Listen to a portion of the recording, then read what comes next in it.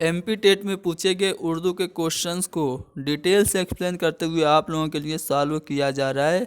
But unfortunately आपका जो response है इन सभी वीडियोस के लिए बहुत ही ख़राब आ रहा है, जिससे हमारा मोटिवेशन लेवल लो होता जा रहा है और हम और ज़्यादा वीडियोस आप लोगों के लिए नहीं ला पा रहे हैं। अगर आप चाहते हैं कि एमपी टेट की ये वीडियो सीरीज़ कंटिन्यू रहे और चलती रहे और अच्छे अच्छे सवाल आपको एमपी टेट के लिए सॉल्व कराए जाएं और आपको एमपी टेट में 30 में से 30 नंबर लाने के लिए पूरी तरह से प्रिपेयर कर दिया जाए, तो इस वीडियो को आप ज़्यादा से ज़्यादा शेयर करें। जितने ज़्यादा लोगों तक ये वीडियो पहुंचेगी और जितना अच्छा रिस्पांस आएगा, हम उतने अच्छे तरीके से आप लोगों को एमपी टेट की तैयारी कराएंगे। फ्यूचर में हम मैराथन क्लासेस भी आपको दस्तयाब करा देंगे, जिससे आप 30 में से 30 नंबर एमपी टेट में ला सकते हैं। शर्त क्या है कि आप सभी लोगों का रिस्पांस अच्छा होना चाहिए।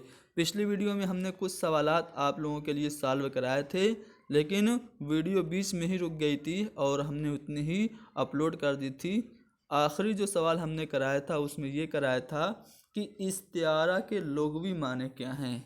इस्तिआरा के लुग़वी माने अगर आपसे पूछा जाए तो मुस्तार लेना, उधार लेना के है। इस्तिआरा एक सेनत भी है, सेनत इस्तिआरा। सेनत इस्तिआरा क्या होती है? जब किसी दो चीज़ों का कंपैरिजन किया जाता है और कंपैरिजन करते हुए पहली चीज़ को दूसरी चीज़ के बाएं नहीं करार दे दिया जाता है, यानी कि एक चीज़ को दूसरी चीज़ डायरेक्टली बोल दिया जाता है, तो वहाँ पे सिनत इस्तिआरा होती है। जैसे आप लोगों ने अंग्रेज़ी में मेटाफर पढ़ा होगा ना, मेटाफर में क्या होता है? एक चीज़ को दूसरी चीज़ डायरेक्ट बोल दिया जाता है। जैसे ऊँट रेगिस्तान का जहाज़ है, camel is the ship of desert. ये नहीं कहा जाता है कि ऊँट रेगिस्तान के जहाज़ की तरह नहीं, बल्कि डायरेक्ट कहा जा रहा है कि ऊँट रेगिस्तान का जहाज़ है, तो इसलिए उसमें मेटाफर हो जाता है। उसी तरह सनत इस्तिआरा भी होती है। इसके लिए मरसिया का एक मिसरा मैं आपको सुना रहा हूँ कि किस शेर की आमद है कि रन काँप रहा है। तो यहाँ पे जो हीरो आ रहा है करबला के मैदान में, उसको मिर्ज़ा दबीर शेर कह रहे हैं। ये नहीं कह रहे कि कौन सा शेर की तरह आदमी है जो आ रहा है और पूरा रन जो है वो थरथरा रहा है, बल्कि वो डायरेक्ट कह रहे हैं किस शेर की आमद है। हज़रत अब्बास अलैहिस्सलाम को डायरेक्ट वो शेर कह रहे हैं किस शेर की आमद है कि रन काँप रहा है, रन एक तरफ चर के कुहन काँप रहा है। तो इस शेर में सिनत इस्तिआरा है। तो इस्तिआरा क्या है आपने समझ लिया। आगे बढ़ते हैं अगले सवाल पे। दर्ज झेल में मोहम्मद हुसैन आज़ाद की तहरीर आपसे पूछी जा रही है। देखिए, मोहम्मद हुसैन आज़ाद का नाम जब भी आता है तो उनकी शाहकार तसनीफ़ आब हयात आप सभी के जहन में आती है, जो कि 1880 में लिखी गई थी। 1880 में लिखी गई ये तसनीफ़ उर्दू शायरों का तज़किरा इसमें है। इसके अलावा सुखनदान फ़ारस, दरबार अकबरी वगैरह भी मोहम्मद हुसैन आज़ाद की तसनीफ़ है। इनके अगर मैं सफ़रनामे की बात करूं तो उसका नाम है सफ़रनामे ईरान या फिर सफ़रनामे ईरान। हाँ, तो यानी जिसमें ईरान का सफ़र का उन्होंने जिक्र किया है, तो ये सफ़रनामे ईरान जो है वो मोहम्मद हुसैन आज़ाद का है। लेकिन ऑप्शन में देखेंगे तो ये चारों जो मैंने तसानीफ़ बताई ऑप्शन में नहीं है। ऑप्शन में आपको गुलशन उम्मीद की बहार दिख रहा है, तो ये भी मोहम्मद हुसैन आज़ाद की ही तहरीर है।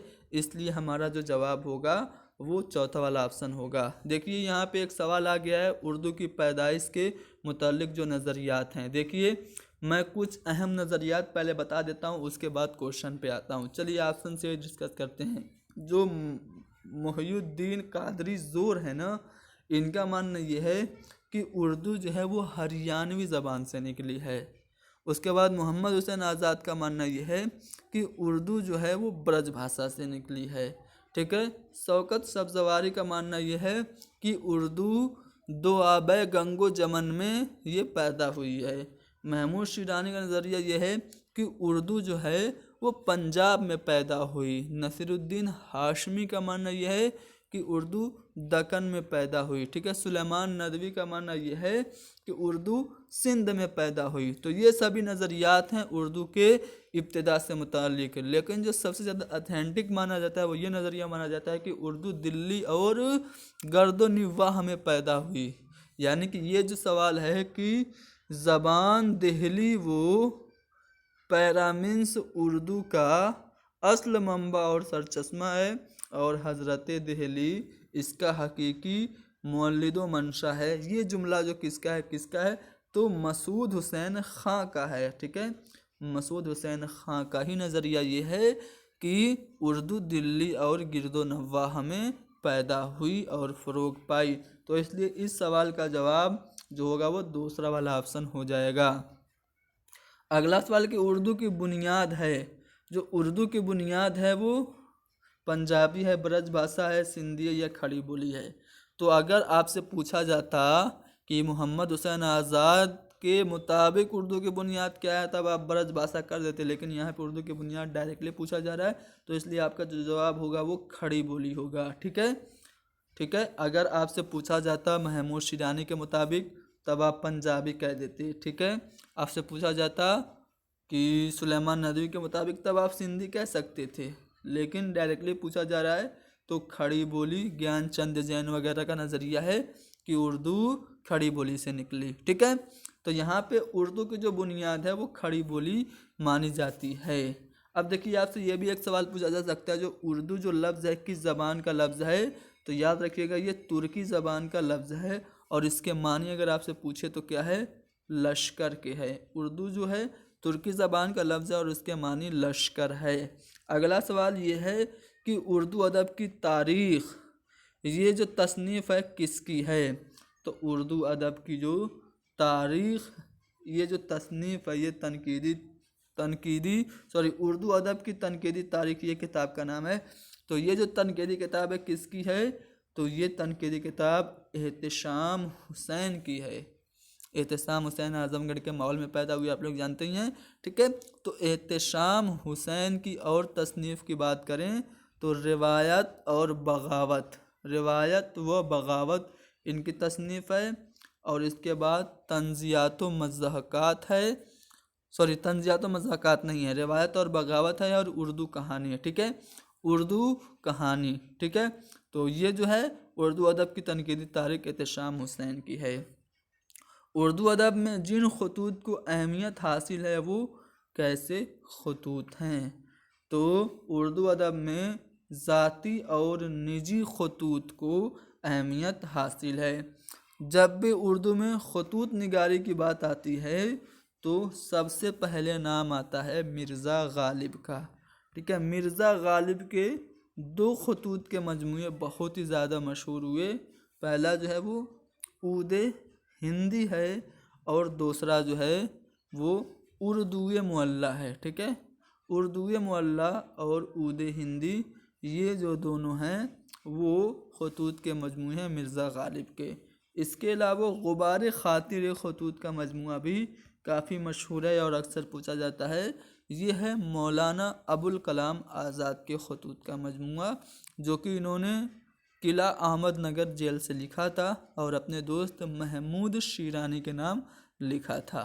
तो यहाँ पे जो सवाल है कि अदब में जिन खतूत को अहमियत हासिल है वो खतूत कौन से हैं, तो ज़ाती और निजी खतूत है। एक सवाल आपको कमेंट में बताना है कि किसने मुरासला को मुकालमा बना दिया, मुरासला को मुकालमा किसने बना दिया।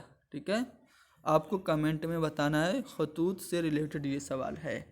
अगला सवाल कि फसाने आज़ाद के मुसन्निफ़ का नाम क्या है, तो फसाने आज़ाद के जो मुसन्निफ़ हैं वो पंडित रतन नाथ शरशार हैं। अब बाकी ऑप्शन भी डिस्कस कर लेते हैं। मिर्ज़ा मोहम्मद हादी रुसवा की शाहकार जो नाविल है वो कौन है, तो आपकी उमराव जान अदा है। डिप्टी नज़ीर अहमद को उर्दू का पहला नावल निगार माना जाता है, और इनकी जो नाविल है मिरतुल उरूज तहबतुन नुसू इब्नुल वक्त है। ठीक है, अब्दुल हलीम शरीर तारीख़ी नावल लिखा करते थे। फिरदौसे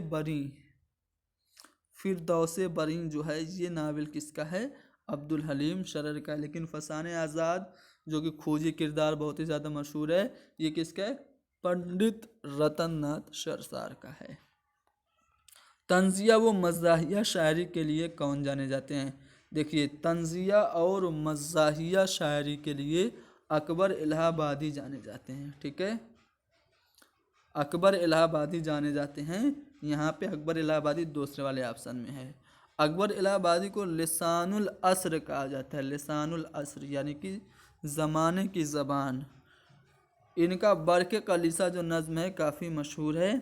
इसके अलावा आदम नामा, देखिए आदमी नामा वो तो नज़ीर अकबर आबादी की है, लेकिन आदम नामा ये नज़्म है किसकी, तो आदम नामा अकबर इलाहाबादी की है। ठीक है। अगर नज़ीर अकबर आबादी की बात करें तो आदमी नामा, रोटी नामा, होली दिवाली वगैरह है, और इनको अवामी शायर कहा जाता है। ठीक है। चलिए आगे बढ़ते हैं अगले सवाल पे। इसमें ये पूछा जा रहा है कि बामानी कलाम का वो सबसे छोटा जुज़ जो मानवी एतबार से एक इकाई हो उसे क्या कहते हैं, तो उसे हम कलमा कहते हैं। ठीक है। कलमा, बामानी कलाम का सबसे छोटा जुज़ क्या होता है, कलमा होता है। और जो बेमानी होता है उसको हम क्या कहते हैं, मुहम्मल कहते हैं।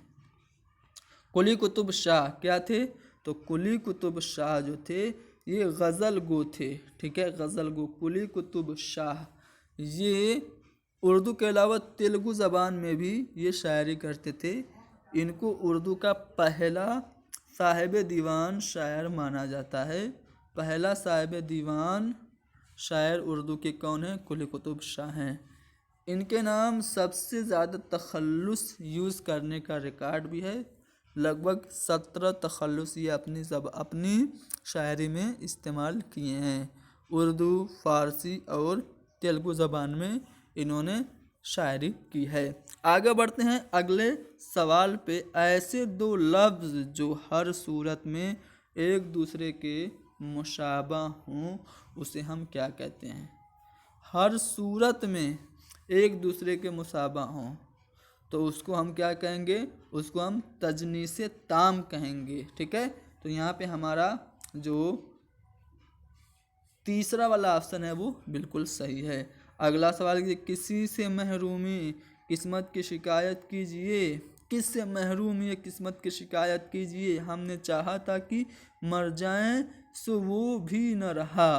तो अगर इस शेर की बात करें तो ये जो है वो मिर्ज़ा गालिब का शेर है। मिर्ज़ा गालिब का एक एक शेर सभी लोग कमेंट में लिख दीजिए। एक एक शेर मिर्ज़ा गालिब का कमेंट में लिख दीजिए सभी लोग, जितने भी लोग। जी हाँ, आप भी जो आप इस वक्त सुन रहे हैं आप भी एक शेर मिर्ज़ा गालिब का लिख दीजिए। आगे बढ़ते हैं। वह हर्फ जो एक से ज़ायद हर्फ से मिलकर बने उसको हम क्या कहेंगे, मुरक्कब कहेंगे। एक से ज़्यादा लफ्ज़ से जो मिल के बने उसको हम मुरक्कब लफ्ज़ कहते हैं। अगर हर्फ है एक से ज़्यादा हर्फ से मिल के बन गया तो वो मुरक्कब हर्फ हो गया। ठीक है। तो यहाँ पे हमारा मुरक्कब होगा सही जवाब। अगला सवाल ये है कि अदब बराए ज़िंदगी का तसव्वुर किस तनकीद के तहत मलहूज़ खातिर रखा गया। तो जो तरक्की पसंद तनकीद है इसमें अदब बराए ज़िंदगी का तसव्वुर और कंसेप्ट दिया गया। आपको तरक्की पसंद तहरीक के बारे में पता होना चाहिए।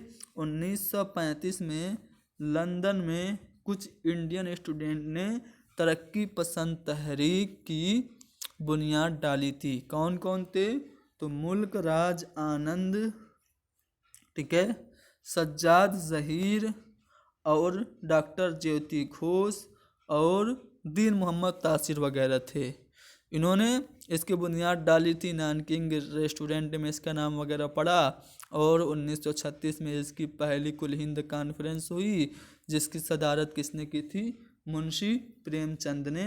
1936 में पहली कुल हिंद कॉन्फ्रेंस जो कि लखनऊ में हुई थी इसकी सदारत मुंशी प्रेमचंद ने की थी।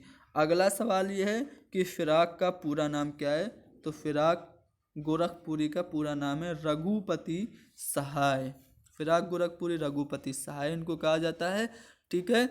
इनको ज्ञानपीठ अवार्ड उर्दू में सबसे पहले मिला था। पूछा जाता है कि उर्दू में ज्ञानपीठ अवार्ड सबसे पहले किसको मिला, फ़िराक गोरखपुरी को। उसके बाद अली सरदार जाफरी को मिला, फिर कुरतुलैन हैदर को भी मिला और उसके बाद शहरियार को। 4 लोगों को मिला। ठीक है। चलिए आगे बढ़ते हैं अगले सवाल पे। खतूत होते हैं, तो जो खतूत होते हैं वो किस में होते हैं, तो सेगा वाहिद मुतकल्लिम में होते हैं। ठीक है। सेगा वाहिद मुतकल्लिम, वाहिद मुतकल्लिम समझ रहे हैं ना, यानी मैं बोलूँ मैं, तो मैं जो है ये वाहिद भी है और मुतकल्लिम भी है। ठीक है। मैं और हम बोल दें तो हम ये जमा मुतकल्लिम हो जाएगा। तुम बोलो तो तुम जो होगा ये वाहिद गायब हो जाएगा, ठीक है। वो सब तो ये जमा गायब हो जाएगा, ठीक है। तो जो खतूत होते हैं ये किस में होते हैं, सिग़े वाहिद मुतकल्लिम में होते हैं। अगला सवाल कि गुबार खातिर किसकी किताब है, अभी मैंने एक्सप्लेन किया था। गुबार खातिर ये खतूत का मजमूआ है, किसके, मौलाना अबुल कलाम आज़ाद के। मैंने बताया था कि महमूद शिरानी के नाम इन्होंने किला अहमद नगर जेल से जो खतूत लिखे थे उनके मजमूआ को गुबार खातिर कहा जाता है। मौलाना अबुल कलाम आज़ाद मक्का मुकर्रमा में पैदा हुए, ठीक है। 11 नवंबर को इनकी तारीख़ पैदाइश के मौके पे नेशनल एजुकेशन डे मनाया जाता है। और इनकी एक किताब है बहुत ही ज़्यादा मशहूर है अंग्रेज़ी में, इंडिया विंस फ्रीडम, ठीक है। तो ये आपको याद रखना है। आगे बढ़ते हैं अगले सवाल पे। चिड़िया चिड़िया की कहानी ये किसकी तहरीर है, तो ये तहरीर भी मौलाना अबुल कलाम आज़ाद की ही है, ठीक है। अगला सवाल है कि किसी भी मजमून को पुरअसर बनाने के लिए इसमें से पेश करदा बातों का मुदल्लल होना चाहिए। यानी कि किसी भी मजमून को आप पुरअसर बनाने के लिए आप इनमें पेश करदा किस बात को आपको मुदल्लल होना चाहिए। तो यहाँ पे आपका जो जवाब है वो बेहद ज़रूरी है, ठीक है। जो आप मजमून बयान कर रहे हैं वो तभी पुरअसर होगा जब उसमें पेश करदा बात बेहद ज़रूरी और मुदल्लल हो। तो यहाँ पे हमारा पहला वाला ऑप्शन बिल्कुल सही है। इब्तिदाई इश्क है रोता है क्या, आगे आगे देख होता है क्या। तो ये तो शेर है, ये बिल्कुल मीर तकी मीर का शेर है। खुदाए सुखन ना खुदाए सुखन रेख्ता गोयान हिंद का उस्ताद आज़म कुनूती शायर और शायर बेदिमाग, ये सब मीर तकी मीर के अलकाब हैं। चलिए हकीकत का मुतज़ाद क्या है, तो हकीकत का जो मुतज़ाद होगा वो मजाज होगा, ठीक है। हकीकत का मुतज़ाद मजाज होगा, तो इसलिए चौथा वाला ऑप्शन हमारा सही जवाब होगा।